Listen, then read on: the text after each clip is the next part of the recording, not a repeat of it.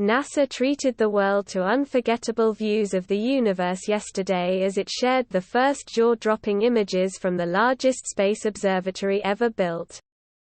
James Webb captured an unprecedented look at a stellar nursery, a dying star cloaked by dust, and a cosmic dance between a group of galaxies, along with hints of water vapor in the atmosphere of a remote exoplanet.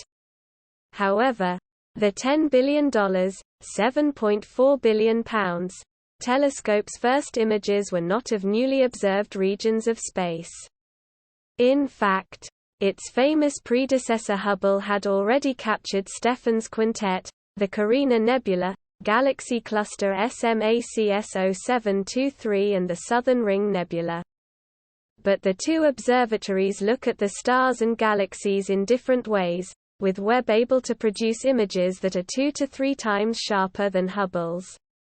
It is also 100 times more powerful than astronomy's godfather of space telescopes and can peer much deeper into space. To show the difference in quality, Mail Online has taken the snaps released by the James Webb team yesterday and compared them to ones captured by Hubble. NASA likes to think of James Webb as a successor to Hubble rather than a replacement, as the two will work in tandem for a while. That's because they look at stars and galaxies in different ways. Hubble studies the universe predominantly at optical, or visible, wavelengths, which is the same type of light we detect with our eyes. Webb, on the other hand, is set up to specifically look in the infrared, which is invisible to our eyes but allows it to identify the glow from the most distant objects in the universe. It works in much the same way night vision goggles use thermal imaging technology to capture infrared light. Hubble studies the universe predominantly at ultraviolet and optical, or visible, wavelengths, which is the same type of light we detect with our eyes.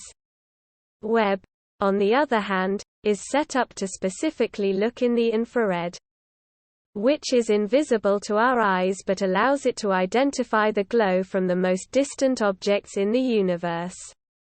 It works in much the same way night vision goggles use thermal imaging technology to capture infrared light.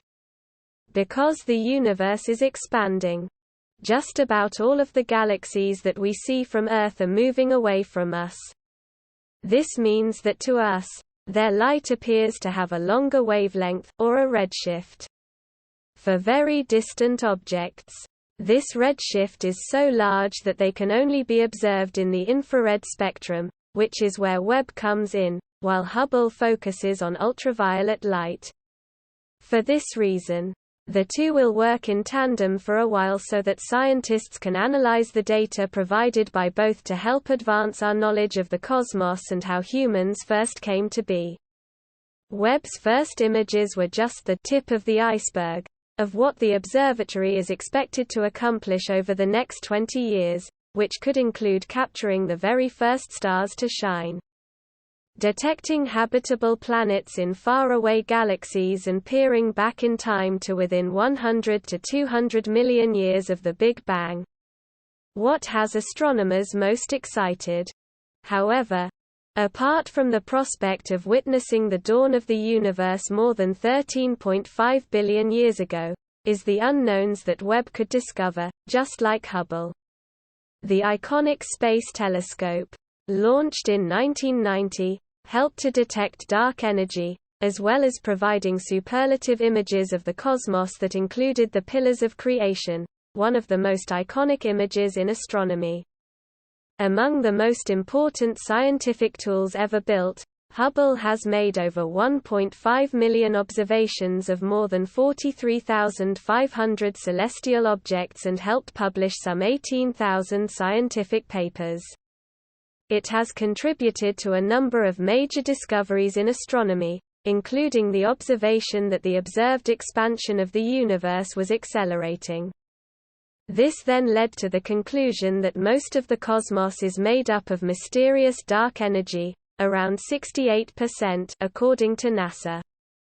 Dark matter makes up about 27% and the rest, everything on Earth, everything ever observed with all of our instruments, all normal matter adds up to less than 5% of the universe.